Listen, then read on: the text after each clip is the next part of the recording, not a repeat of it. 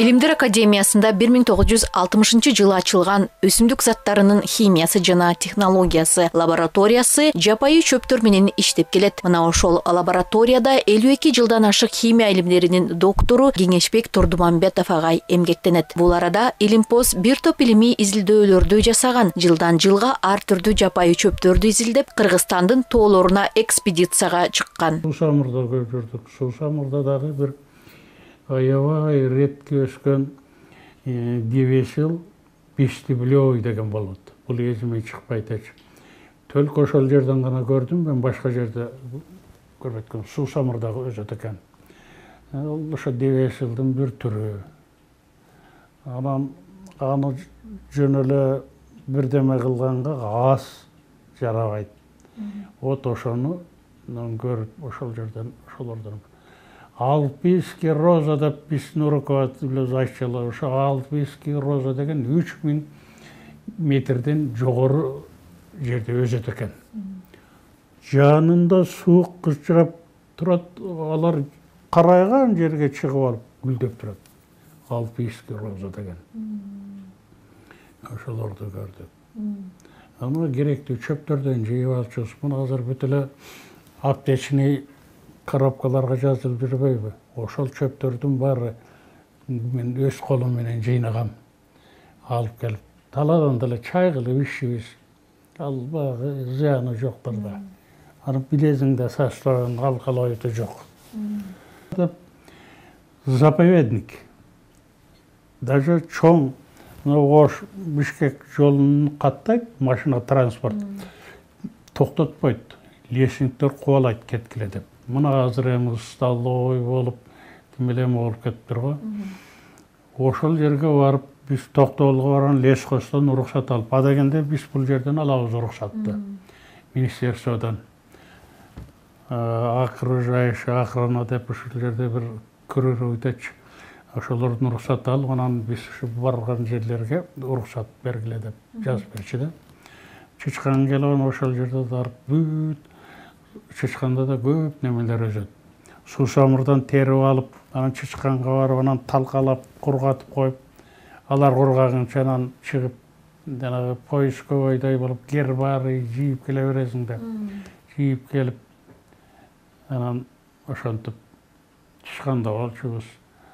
Анан тетеги азыр Баткендин азыр Орозбек болуп калды.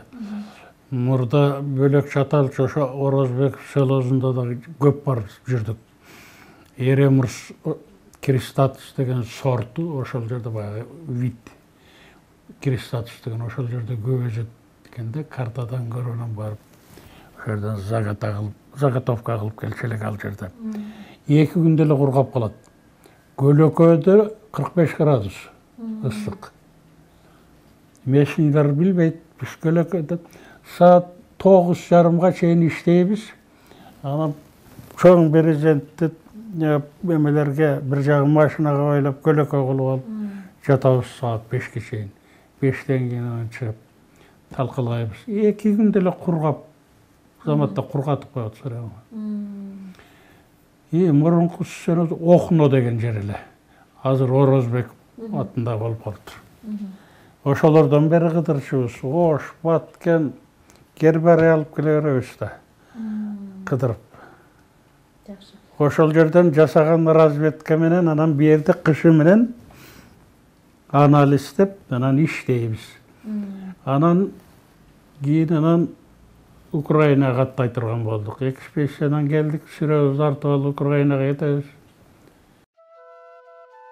Кеңешбек Турдумамбетов Кыргыз мамлекеттик университетинин химия факультетин 1973 жылы аяктаган. Бирок ага чейин эле 1971 жылы Илимдер академиясында илимий ишмердүүлүгүн баштаган. Бул жерден ал углеводдордун химиясы жана технологиясы лабораториясынан жөнөкөй лаборанттан жетекчиге чейин жеткен. Бул аралыкта ал 1995 жылы кандидаттык диссертациясын, андан кийин 2010 жылы докторлук диссертация коргогон. Кандидаттык ишимдагы ушул чөптөр менен 4 түрлүү чөптүн ушу инүлүн бөлүп алып, ошолордун бүт химический состав, химический, физический составын изучать етіп, формулаларына чейін шығарып, мен ошондой болған.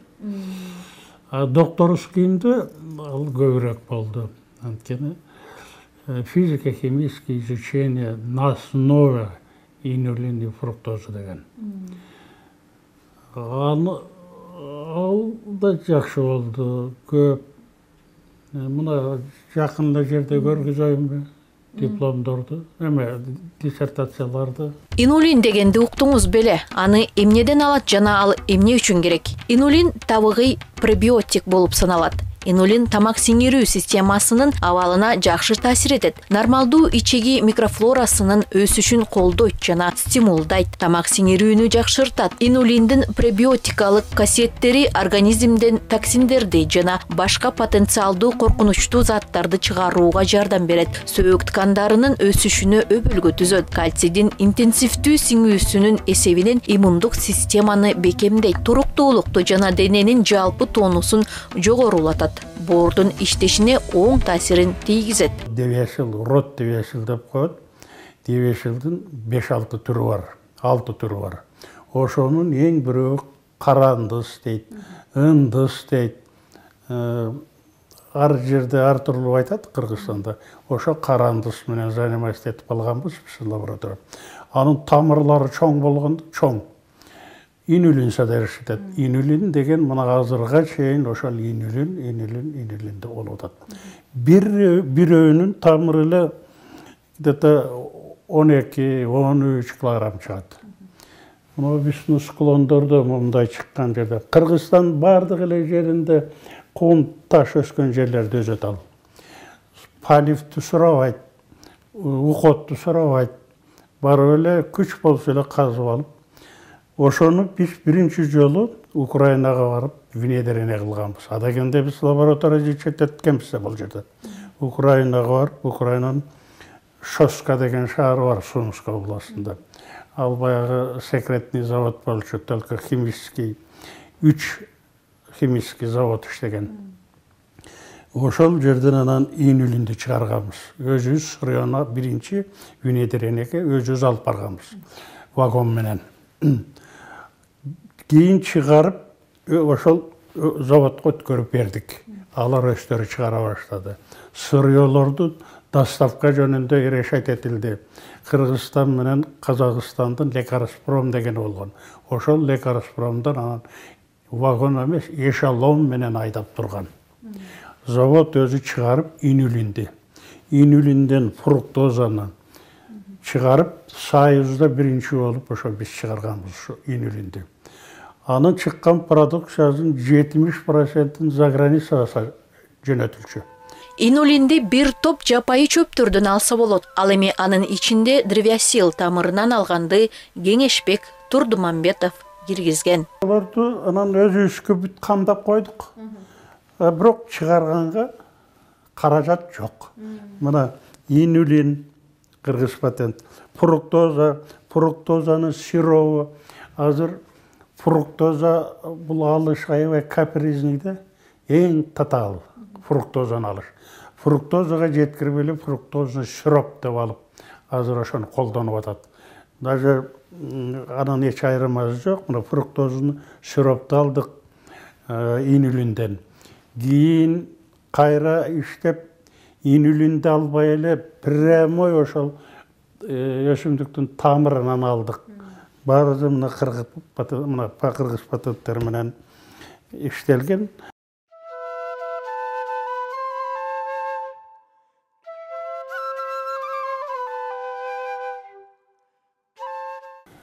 Анан ошо жыргалгандар шахтанын жанына туруп алып, ошо Аканит дегенди заводго өтөткөнбүз. Бул аябай деп колубузга перчатка кийип, респиратор кийип, марли менен моундайт деп туруп алып, анан ошону казып.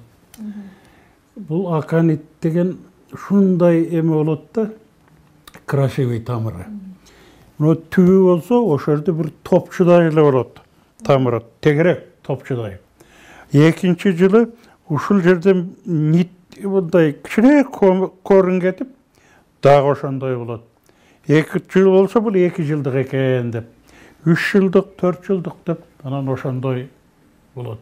Аябай красивый. Ошонан казып алып туруп, ошол жака мясорубканы алып барып, машинанын бортуна катырып, анан ошол жерден мясорубкадан свежий боюнча мясорубкадан өткөрүп, анан стеклянный посудаларга салып алчубуз. Ошол жерге алып барып, анан алкалоиддер бул хлороформга жакшы эрийт. 6 литрлик хлороформдой болот, 6 литр стеклянныйда. Ошондон үстүнө куюп коюп, анан ошо жактан таладан чылап алып келчүбүз. Бул жака алып келип, анан изилдейбиз да, свежийинде деп. Пока сырьё келгинче биз дагы башка жерлерде да көп жүрөбүз деп. Атыгы катып калат. Анан талкаланбайт. Точно гана билбейсиң. Анан ошолордун баарын бүткөндөн анан бүт сыйрытып алыбыз биздин руководитель. Өрттөтчү. Bir лопатка менен жерди мындай казып, сууга жуудурбайт. Бирөөлөр иш отравление болот деп. Мындай жерди казып, ошол жерге перчаткаларды, колдонгон эмелерибиздин баарын салып, өрттөп, сууду ошол жерге алып келип, анан кийин жуунчубуз. Анткени карыкта мал же бирөө ишсе зыяны болот, өлүп калышы мүмкүн деп. Анан ошентип жууп, жерден тегиштеп көмүп коюп, анан кете беришибиз. Изилдөөлөрдүн жыйынтыгында окумуштуу СССРдин Саламаттык сактоо министрлиги менен бирге иштешип, инулиндин бир нече курамын өзгөрткөн жана жакшырткан. Муну менен бирге медицина жана фармацевтика өнөр жайы үчүн өзгөчө баалуу кошулмаларды киргизген. Албетте бул анын алгачкы жана аяккы изилдөөсү эмес. Иштегенден калгандарын ошону ыргытканга жалко, артканы турат. Эме болса кереги тиет деп, мына тамырынан бар, надземный частары бар. Биз иштеген бир 3 түрлүү урод, чөптөрдүн уродтору бар да, семейство, анан семействосу урод колунат. Биз сложносветный менен линейный деп коет. Ошонун бұл кейбір әмелерімен іштейбіз. Сложносветныйден девесил, көзіне, тапинан бар. Әлем линейнен эремурс деген бар. Эремурс деп құлын жалдап қойды. Азыр Ош базарында мұндай көктерін сатып атпайбы самсаға деп. Бұл өзі запрещетіш керек, бұл жоқ қылып береді. Бұл аябай сеннейді, противый холерный продукт алынғаннан. Ошо эремурстан. Азыр ошо кыркып алып, мына көктөрүн, тамырын чалабыла калтырып, мынча кезип алып, көк кылып сатып атат самсага. Чөп мына кузиня деген чөп бар. Кузинянын теневая дегени. Кузинияда көп бөлүнөт, 73 түрү бар. Анан кузиня теневой дейт. Бул тамыры чоңрагы. Анан бизге керектүү углеводу көбүрөгү. Адегенде предварительный бит меглабыз, иштейбиз, изучать этебиз. Разведка сыяктуу болуп. Анан ошо көбүрөгүн выгодныйрыгынан менен анан изилдейбиз, иштейбиз. Өзүбүз алып келебиз. Союздун убагыбызда машина берчи. Даже портянкадан берчи да. Портянкадан берчи. Өтүк сапагилерди кийим кечез менен бери. Konserve bankalarından beri verçi. Hazır yok, özüz. Abet setkağa salıp büröğü götüröttü. Çukuldağımız var, kirkağız. Mınça. Ana bir setkağa salıp büröğü götüröttü. Şöyle var böyle, kazık öyle. Doğumuz bunu emelerdiyle toltura bizge çıkan. O çoğarıktan jogoruna, Kaşkası da, Sirelnikip da, ошолорду эле толтуруп, мына Беловодск нөдүлөрүнө алыс бара албай калдык да. Бул чөптөр Кыргызстандын бардык жеринде бар да. Ошол мурда ар жагынан алып келип салыштырчубуз. Баягы место произрастания изменения зин. Азыр эми жакын жердикин алып калдык.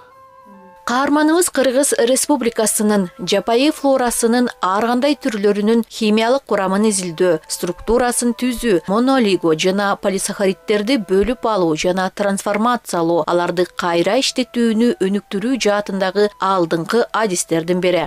Анан эми бизде дагы бир эме пайда болуп иш жүргүздүк. Бул безотходный кылууга. Колдонгон сырьёбузду безотход кылалы деп. Ошо безотходго иштеп чыктык. Биринчи мунагу легкий сахарлар, фруктозандар деп коет, легкий сахарлар. Анызын алдык, андан кийин олигосахаридтерин алдык. Олигосахаридтерди бүт жалаң медицинага керектүүлөр, дарыларга кире турган. Анан кийин полисахаридин алдык. Полисахарид инүлөн деген. Анан полисахаридтен астатыктан пектинди алдык. Анын астатыгынан гемиселюлоза. Гемиселюлоза деген мына селюлоза. Эң артында ошонун калган эми жыгачтын эмелери калат да, аларды биз анан сульфокатианид деп активированный угул кылып ошо менен чөптүп. Ошого чейин. Турдумамбетов эксперименталдык жана экспедициялык изилдөөлөрдүн натыйжаларын өндүрүшкө киргизүүгө өзгөчө маани берет. Ошентип ал Кыргыз Республикасынын жапайы флорасынан 10 жаңы химиялык кошулмаларды алуу технологиясын иштеп чыккан. Эми менин основной дегеним муну изилдеп чыккан меники муну инүлөн менен фруктозун сироп болуп атат. Булар сахарын диабет көп. Азыр үй сайын. Ал эч кимге мешайт этпейт. Жуаллы мустак суу менен жуалып картошкадай эле жей берет. Жезе ошолорго жакшы. Ошолорго кичине пайда тийип атат го дейм да. Сурап кетишет. Анан тапынан бир кантип өзөттөп келет. Мен көргөз берем. Агыротума Ош базардан бир дуңгандан алып 2 түп тиктим эле. Ой, көбөйтүп азыр 5-6 метр болуп калды, мен жыргап калдым деп. Ошондойлор бар агыротун естип. Эң полезныйлердин бири ушул болду. Анан жаңгактын майы, халвазы, бирок продажга эмеге чыгара албадык да. Абылы пиховой май. Анан муну аткотторду пайдаланууга иштеш. Мен ойлойм ушул жакшы эле болду. Азыр ушу тамекинин сөңгөктөрү мурда отко жагышчу да. Тамеки да азайды, бирок ошол аткоттор пайдаланып атат кудай эсептейт. Анан міне мега личне тийгени мен кандидат болдум, доктор болдум, окуучулар чыгардым, зарплата алып атам. Анан мен ушул жерден өзүм көндүм ушунча жыл. 71-жылы келгем, азыр 23 жыл, мына 53 жыл болуп баратат. Мен көчөдөн өтүп баратсам, эгер бир келип кабинетин бир ачып, бактар менен учурашып, ушкет мен разы болбойм. Кирип коюп анан кетем. Ошол. Өмүрүңүздүн баары бул жерде өттү да. Өмүрдүн баары бул жерде. Мен 21 жашымда бул жерге келгем, мына 75-ке чыктым. Ушул убакта